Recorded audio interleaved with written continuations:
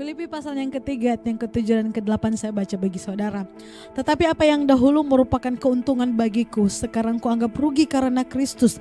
Malahan segala sesuatu kuanggap rugi, karena pengenalan akan Kristus Yesus Tuhanku lebih mulia daripada semuanya. Oleh karena dialah aku telah melepaskan semuanya itu dan menganggapnya sampah, supaya aku memperoleh Kristus. Nah saudara yang kasih Tuhan, kita melihat kehidupan Rasul Paulus sebelum dia menerima Yesus sebagai Tuhan dan Juru Selamat.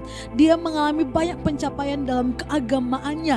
Namun ketika dia menjadikan Yesus sebagai Tuhan dan Juru Selamat, dia mengatakan bahwa segala sesuatu yang kuanggap keuntungan dahulu, sekarang aku anggap kerugian karena Kristus. Artinya saudara yang kasih oleh Tuhan, menjadi orang percaya, kita tidak bisa hidup dalam masa lalu. Kita tidak bisa hidup dalam pencapaian-pencapaian kita di masa lalu. Kita tidak bisa memegahkan pencapaian kita di masa lalu.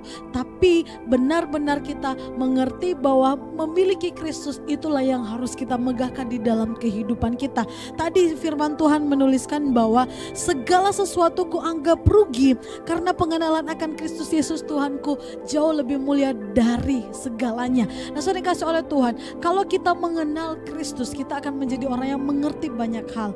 Arti mengenal Yesus yang pertama, di dalam Yesus kita alami keselamatan. Yang kedua, di dalam Yesus kita mengetahui dan kita mengerti bahwa aku dipelihara dan dilindungi oleh Tuhan. Selanjutnya, bukan hanya aku pribadi, tapi keluargaku, orang-orang sekitarku mengalami pemeliharaan dan perlindungan daripada Tuhan. Selanjutnya, mengerti atau mengenal pribadi Yesus, kita tahu bahwa kita memiliki segalanya yang tidak bisa diberikan oleh dunia. Kita punya damai sejahtera, kita punya sukacita, kita punya pengharapan, ada iman di dalam kehidupan kita.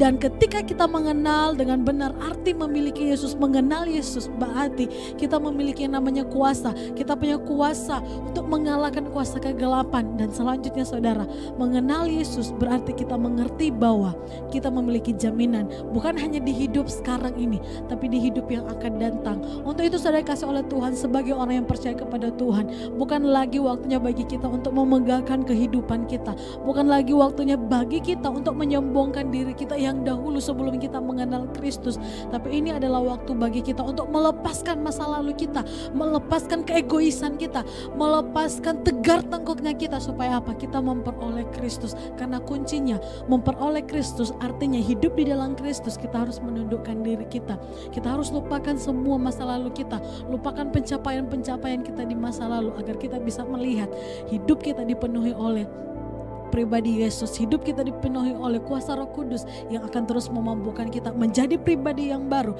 yang setiap hari, hari ke hari kita mengalami yang namanya perubahan hidup, semakin hari menjadi serupa dengan Kristus. Alami perubahan hidup saudara, lupakan pencapaian kita di masa lalu dan arahkan hidup kita kepada Kristus, maka saudara akan melihat kehidupan saudara akan menjadi seorang pemenang. Tuhan Yesus memberkati.